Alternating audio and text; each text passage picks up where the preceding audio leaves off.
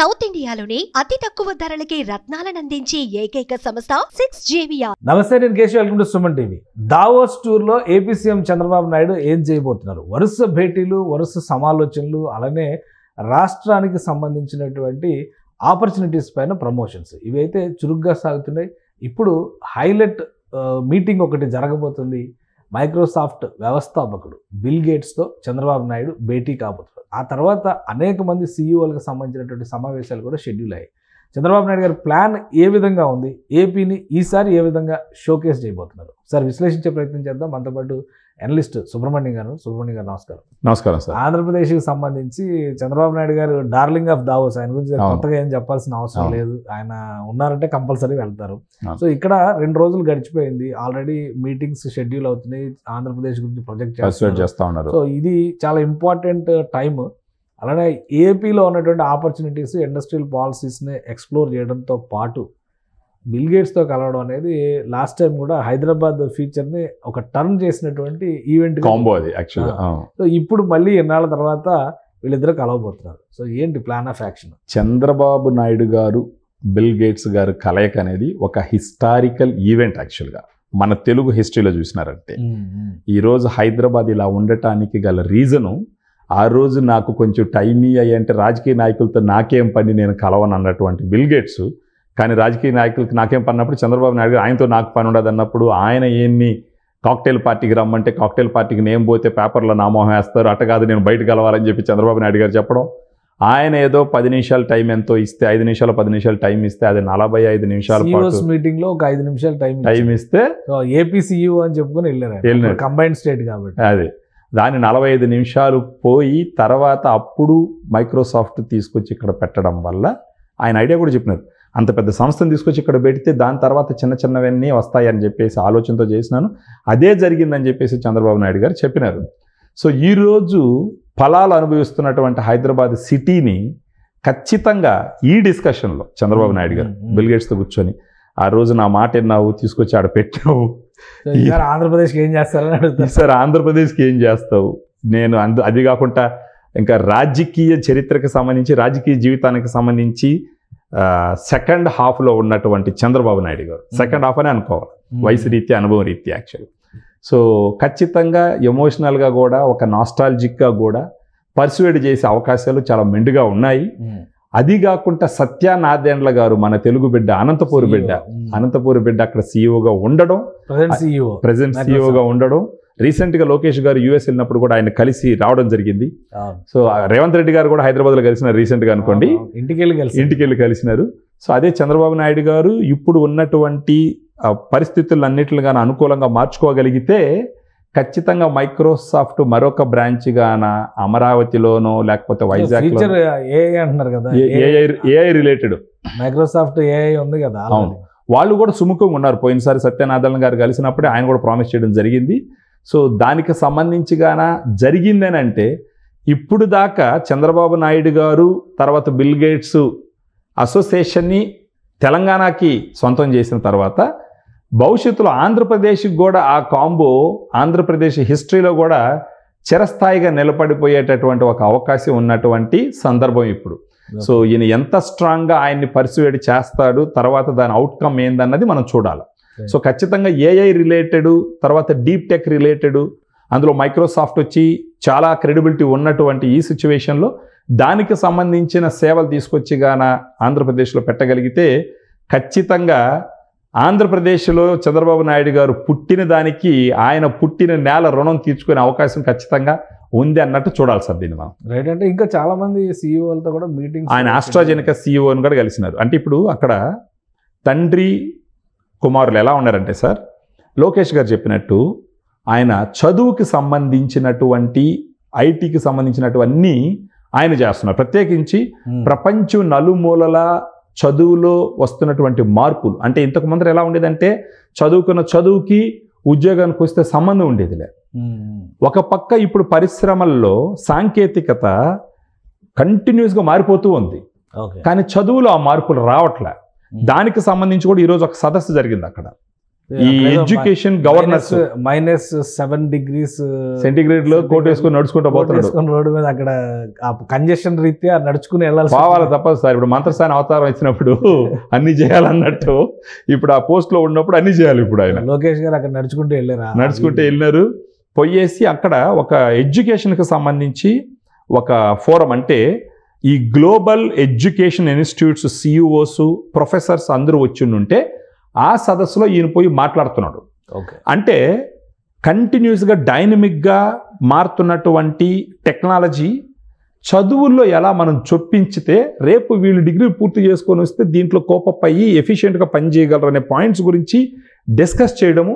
తర్వాత అక్కడ ఉన్నటువంటి కొన్ని ఎడ్యుకేటెడ్ ఇన్స్టిట్యూట్స్కి సంబంధించి మీరు మా దగ్గరకు వచ్చి మా దగ్గర ఈ ఫెసిలిటీస్ ఉన్నాయి, మీరు ఎందుకు మా దగ్గర వచ్చేసి స్కిల్ డెవలప్మెంట్కి సంబంధించి సపోర్ట్ చేయకూడదు, మా స్టూడెంట్స్ని ఆ దిశలో ఎందుకు మీరు డెవలప్ చేయకూడదు అనే పాయింట్స్ మీద ఆయన ఒక పక్క ప్రయత్నిస్తుంటే ఈయన pharma related, AstraZeneca pharma, so ఈయన ఫార్మా రిలేటెడ్, తర్వాత ఈయన బిల్ గేట్స్ అనేసి మిగతా ఈ రెన్యూబుల్ ఎనర్జీకి సంబంధించి వీటన్నిటికి సంబంధించి చంద్రబాబు గారు గట్టిగా ప్రయత్నిస్తున్నటువంటి సందర్భం. కానీ అక్కడ కూడా ఇండియన్ డయాస్పోరా లాగా ఇప్పుడు చీఫ్ మినిస్టర్స్ అందరూ వెళ్ళి చంద్రబాబు నాయుడు గారు ట్వీట్ కూడా చేశారు. రేవంత్ రెడ్డి గారు, దేవేంద్ర ఫడ్నవీస్ గారు, వీళ్ళు ముగ్గురు కలిసి ఒక సదస్సులో కూడా, అక్కడ సెమినార్లో కూడా పాల్గొన్నారు. ఈ ఆంధ్రప్రదేశ్ అంటే ముఖ్యంగా ఇండియాకి సంబంధించినటువంటి బిజినెస్ కమ్యూనిటీని ఆకర్షించడం కోసం అయితే అక్కడ దాకా వెళ్ళాల్సిన అవసరం లేదు. బట్ అది అక్కడ world class entrepreneurs, business personalities వస్తారు కాబట్టి రాష్ట్రాల ముఖ్యమంత్రులే పోటీ పడుతున్నారు అక్కడ అనుకోవాలా. అది పోటీ అనే దానికన్నా కూడా సార్ ప్రతి ఒక్క రాష్ట్రానికి స్వతహాగా అక్కడ కొన్ని రిసోర్సెస్ ఉంటాయి సార్. దానికి సంబంధించిన కంపెనీలు మనం అవును అనుకున్నా కాదు అనుకున్నా అక్కడికే పోతాయి. ఇప్పుడు మనకు లాంగెస్ట్ కోస్టల్ కారిడార్ ఉంది, దానికి సంబంధించిన అక్కడికి వచ్చేదానికి ప్రిఫరెన్స్ ఇస్తాయి, కానీ హైదరాబాద్ వచ్చేదానికి ప్రిఫరెన్స్. చంద్రబాబు నాయుడు గారు ట్వీట్ కూడా టీమ్ ఇండియా అదే సార్. అంటే దట్ ఈస్ వాట్ ది, అంటే ఆ తరానికి సంబంధించిన రాజకీయ నాయకులకు ఉన్నటువంటి గొప్ప ఆలోచనగా చూడాలి మనం. ఎలా అంటే అక్కడికి పోయిన తర్వాత కూడా నువ్వు కాంగ్రెస్ పార్టీ, నేను టీడీపీ పార్టీ, నేను ఎన్డీఏలో ఉండా, నువ్వు కాంగ్రెస్లో ఉండవు అని చెప్పేసి కొట్టుకోకుండా మేము ఒక దేశానికి రాజకీయాలు ఇక్కడ వదిలేసిపోవాలి సార్. అది బిజినెస్ సంబంధించిన సెటప్, అది రాజకీయాలు ఇక్కడికి వదిలేసిపోవాలి. ఇప్పుడు రీసెంట్గా ఎయిర్పోర్ట్లో చంద్రబాబు నాయుడు గారు, రేవంత్ రెడ్డి గారు కలుసుకోవడం కూడా కొంతమంది జనాలు దాన్ని రాజకీయం చేస్తారు. రాజకీయం మన నేల మీద చేయండి, అది కూడా రాజకీయం 24 గంటలు చేయొద్దు. నువ్వు రాజకీయం చేసినావు, ఓట్లో గెలిచినావు, వచ్చి జనాలకు మేలు చెయ్యి. ఎలక్షన్కి ముందర 1 సంవత్సరం క్రితం నుంచి రాజకీయం చేసుకో కావాల్సి ఉంటే. అక్కడికి పోయిన తర్వాత మేము టీమ్ ఇండియా అని చెప్పుకోవడం గొప్ప. ఇప్పుడు గ్లోబల్గా ఇండియా యొక్క నేమ్ మారుమోగుతుంది అన్ని రకాలుగా. అలాంటి సమయంలో మేమందరం కలిసికట్టుగా ఉండామని చెప్పి ఒక సందేశం అక్కడ ఉన్నటువంటి బిజినెస్ కమ్యూనిటీకి ఇవ్వడం ఒక బ్రాడ్ థింకింగ్ చూడాలి, కానీ ఒక నేరో థింకింగ్ చూడకూడదు. నేరో థింకింగ్ ఉన్న వాళ్ళు ఎలాగో దాన్ని విమర్శిస్తారు. ఇప్పుడు చంద్రబాబు నాయుడు గారికి ఎంతో అనుభవం ఉన్నటువంటి ఒక రాజకీయ నాయకుడు, రేవంత్ రెడ్డి గారు వాళ్ళిద్దరు కూడా కలిసి పనిచేస్తుంటారు. ఇప్పుడు ఫడ్నవీస్ గారు, వీళ్ళు ముగ్గురు కూర్చొని నిన్న జరిగింది ఈ రోజు కూర్చొని ఒక బ్రెయిన్ స్టార్మ్ చేసుకుంటే మాట్లాడుకుంటారు కదా సార్, మాకు మా రాష్ట్రానికి ఇది, మీ రాష్ట్రానికి దీన్ని మాట్లాడండి, మా వల్ల అయింది మేము చేస్తాం, మీ వల్ల అయింది మీరు చేయండి. ఈ విధంగా మాట్లాడుకొని ఒక టీమ్ గా పోయి షేరింగ్ అనేది కూడా ఉంటుంది కదా, అవకాశం ఖచ్చితంగా ఉంటుంది. ఇక్కడ ఆపర్చునిటీస్ అక్కడ కూడా. వేరే దేశానికి పోయేది ఇప్పుడు ఒకవేళ ఆంధ్రప్రదేశ్కి రాలేదనుకుందాం సార్, చంద్రబాబు నాయుడు గారు చొరవతో మహారాష్ట్రకు పోయింది, నథింగ్ లైక్ దట్ గుడ్ కదా. మన దేశానికే కదా వచ్చింది, తెలంగాణకు వచ్చినా గొప్పే కదా, వచ్చినా కదా. ఇప్పుడు ఒకవేళ తెలంగాణకు రాలేదు, రేవంత్ రెడ్డి గారు చొరవతో ఆంధ్రప్రదేశ్కి వచ్చింది, మంచిదే కదా, తెలుగులో సహాయం చేసినట్టే కదా, మన పక్క రాష్ట్రం సోదర రాష్ట్రమే కదా.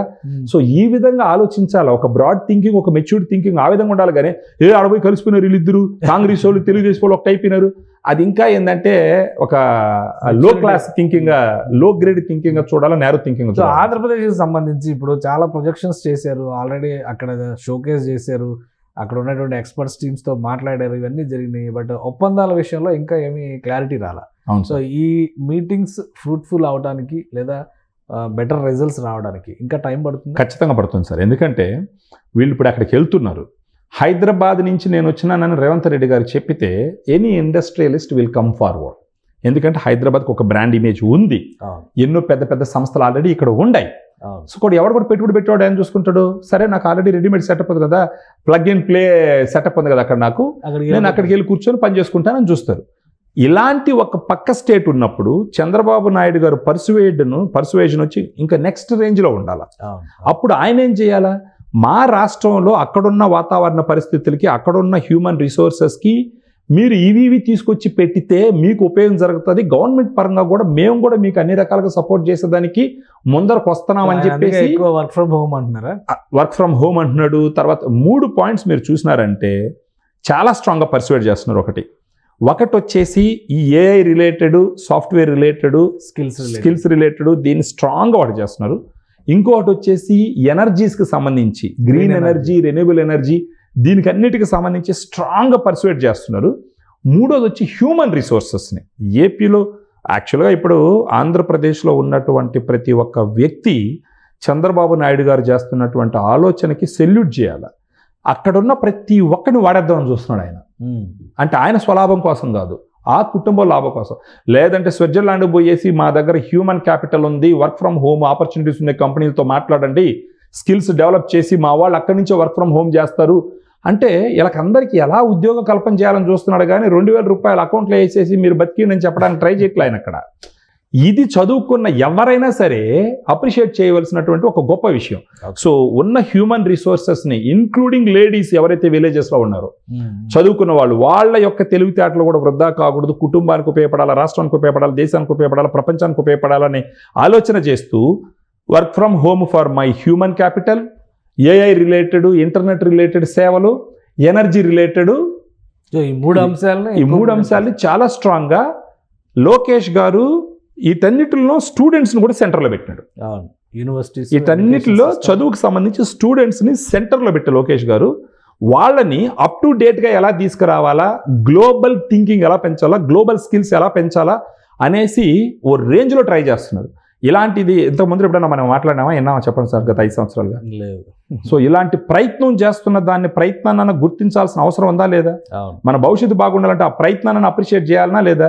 చదువుకున్నవాడు, బుద్ధున్నవాడు ఎవరైనా సరే అప్రిషియేట్ చేస్తారు, లేదంటే చేయరు. అది ఇంక వాళ్ళ కర్మ కొదిలేదు. దాని మనం దాని గురించి ఆలోచించాలి. రైట్. థ్యాంక్ యూ సుబ్రహ్మణ్యం గారు విశ్లేషణ అందించినారు. ఇది దావోస్లో ఏపీ ప్రభుత్వం చేస్తున్నటువంటి ప్రయత్నాలన్నీ 3 అంశాలు ప్రధాన కేంద్రంగా ముందుకు సాగుతున్నాయని సుబ్రహ్మణ్యం గారు విశ్లేషిస్తున్నారు. ఇక అక్కడ టీమిండియా స్పిరిట్ని కొనసాగించడంలో కూడా మన ముఖ్యమంత్రులు సక్సెస్ అయ్యారని చెప్తున్నారు. రాబోయే రోజుల్లో ఖచ్చితంగా మంచి ఒప్పందాలు, మెరుగైన ఒప్పందాలు జరిగితే ఆంధ్రప్రదేశ్లో అపార అవకాశాలు సృష్టించడానికి మార్గం సుగమం అవుతుందని ఆయన విశ్లేషిస్తున్నారు. ఇది special discussion. Keep watching. Suman టీవీలో మీ పర్సనల్ అండ్ బిజినెస్ ప్రమోషన్స్ కోసం కింది నెంబర్కి కాంటాక్ట్ చేయండి.